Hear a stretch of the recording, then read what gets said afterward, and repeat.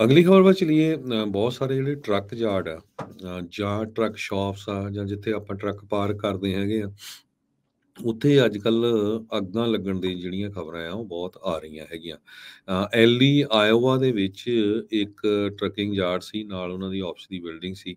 ਕੱਲ੍ਹ ਉੱਥੇ ਜਿਹੜੀ ਅੱਗ ਲੱਗ ਗਈ 1900 block state street, north West side of ਜਿਹੜਾ ਟਾਊਨ ਆ LI, ਤੇ ਐਲੀ ਟਰੱਕਿੰਗ ਕੰਪਨੀ ਦੇ ਕਾਫੀ ਟਰੱਕ ਜਿਹੜੇ ਆ ਉਹ ਸੜ ਕੇ ਸੁਆਹ ਹੋ ਗਏ।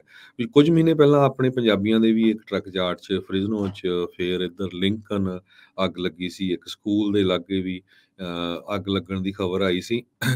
ਤੇ ਇਸ ਤੋਂ ਪਹਿਲਾਂ ਵੀ ਇੱਕ ਹੋਰ ਟਰੱਕਿੰਗ ਯਾਰਡ ਸੀ, ਉੱਥੇ ਅੱਗ ਲੱਗ ਗਈ ਸੀ।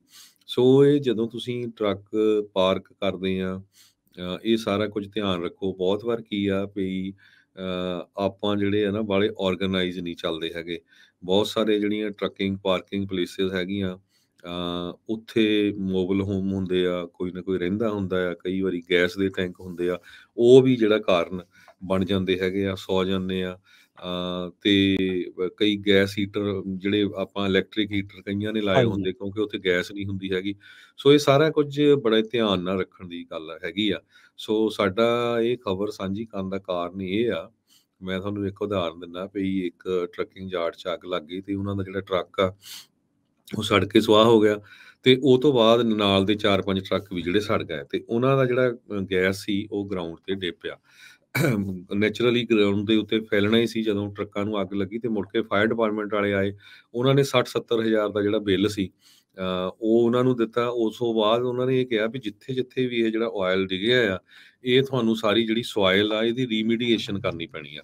ਹੂੰ। ਸੋ ਉਹਨਾਂ ਨੇ ਕੋਈ ਇੰਸ਼ੋਰੈਂਸ ਵੀ ਨਹੀਂ ਕਰਾਈ ਸੀ ਕਿਸੇ ਤਰ੍ਹਾਂ ਦੀ। ਸੋ ਇਹ ਬਹੁਤ ਵੱਡਾ, ਜਿੱਦਾਂ ਪਤਾ ਨਹੀਂ ਹੁਣ ਉਹ ਕਿੰਨਾ ਖਰਚਾ ਹੋਇਆ ਹੋਊਗਾ। ਮੇਰੀ ਕਿਸੇ ਆਪਣੇ ਭਰਾ ਨਾਲ ਗੱਲਬਾਤ ਹੋਈ ਸੀ ਵੀ ਅਸੀਂ ਇੱਦਾਂ ਜਿੱਦਾਂ ਰਗੜ ਹੋ ਗਏ ਆ ਵੀ ਹੁਣ ਕਿਸੇ ਨੇ ਟਰੱਕ ਪਾਰ ਕੀਤਾ ਸੀ, ਉਹਨੂੰ ਟਰੱਕ ਨੂੰ ਅੱਗ ਲੱਗ ਗਈ, ਪਤਾ ਨਹੀਂ ਕਿੱਦਾਂ ਲੱਗੀ, ਤੇ ਉਹ ਤੋਂ ਬਾਅਦ ਜਿਹੜਾ ਸਾਡਾ ਤਾਂ ਨੁਕਸਾਨ ਬਹੁਤ ਜ਼ਿਆਦਾ ਹੋ ਗਿਆ।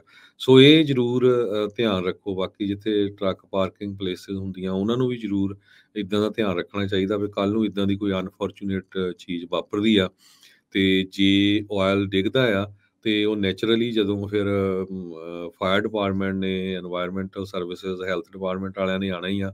ਉਹਨਾਂ ਨੇ ਤਾਂ ਇਹ ਕਹਿਣਾ ਹੀ ਆ ਵੀ ਜਿਹੜਾ ਇਹ ਤਾਂ ਨੈਚੁਰਲੀ ਥੱਲੇ ਪਾਣੀ ਜੇ ਗਰਾਊਂਡ 'ਚ ਚਲਾ ਗਿਆ ਥੱਲੇ, ਫਿਰ ਪਾਣੀ 'ਚ ਜਾਊਗਾ, ਤੇ ਉਹ ਸਾਰਾ ਜਿਹੜੀ ਆ ਉਸ ਨੂੰ ਸੋਇਲ ਨੂੰ ਜਿਹੜਾ ਆ ਰੀਮੀਡੀਏਟ ਠੀਕ ਕਰੋ। ਕਰਨ ਦੇ ਲਈ ਜੀ, ਬਿਲਕੁਲ ਹਾਂਜੀ, ਕਾਫ਼ੀ ਤੇ ਮਨੀ ਕਰਦਾ। ਹੈਜ਼ਰਡਸ ਮਟੀਰੀਅਲ ਮੈਨੇਜਮੈਂਟ ਵਾਲੀ ਟੀਮ ਆ ਜਾਂਦੀ ਆ ਸਿਟੀ ਦੀ, ਤੇ ਉਹ ਤੁਹਾਨੂੰ ਡੰਪ ਵੀ ਉੱਥੇ ਜਾ ਕੇ ਕਰਨਾ ਪੈਂਦਾ ਜਿੱਥੇ ਹੈਜ਼ਰਡਸ ਮਟੀਰੀਅਲ ਡੰਪ ਕਰਦੇ ਹੈਗੇ ਆ। ਸੋ ਕਾਫੀ ਵੱਡਾ ਉਹ ਖਰਚਾ ਹੋ ਜਾਂਦਾ। ਸੋ ਇਹ ਬਹੁਤ ਧਿਆਨ ਰੱਖਣ ਜੋ ਗੱਲ ਆ।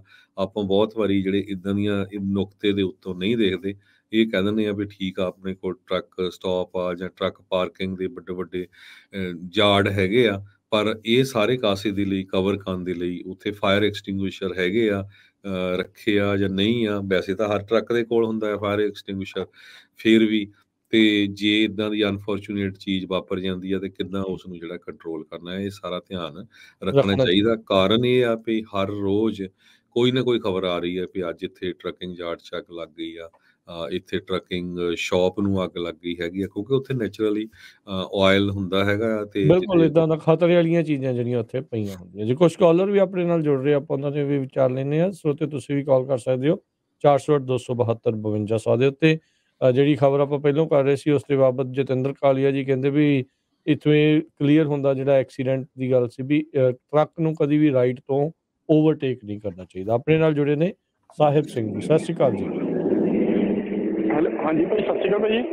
ਸਤਿ ਭਾਈ ਸ਼੍ਰੀ ਮੈਂ ਅਕਾਲ ਜੀ। ਸਾਹਿਬ ਸਿੰਘ ਬੋਲਦਾ ਇੱਥੋਂ ਭਾਈ ਦਿਲਹਈ ਤੋਂ, ਲਿਵਿੰਗਸਟਨ ਜੀ ਦੇ ਕੋਲ ਛੋਟਾ ਜਿਹਾ ਟਾਊਨ।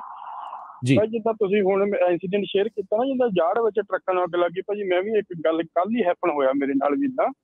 ਜੀ ਜਿੱਦਾਂ ਕਿ ਜਿਹੜੇ ਆਪਣੇ ਬੰਦੇ ਪੰਜਾਬੀ ਸਾਰੇ 5 ਫਰੀਵੇ ਤੇ ਚੱਲਦੇ, ਉਹਨਾਂ ਨੂੰ ਪਤਾ ਬਹੁਤ ਸਾਰੇ ਉੱਥੇ ਜਦੋਂ ਆਪਾਂ ਪੋਰਟਲੈਂਡ 'ਚ ਐਂਟਰ ਹੋਣ ਲੱਗੇ, ਉੱਥੇ ਇੱਕ ਵੱਡੀ ਟੀ ਦੀ ਪਾਰਕਿੰਗ ਆ 278 ਐਗਜ਼ਿਟ ਤੇ 5 ਫਰੀਵੇ 'ਚ। ਜਿੱਦਾਂ ਪੋਰਟਲੈਂਡ ਤੋਂ 20 ਕੁ ਮੀਲ ਸਮਝ ਲਓ ਪਿੱਛੇ ਸ਼ਹਿਰ ਆ।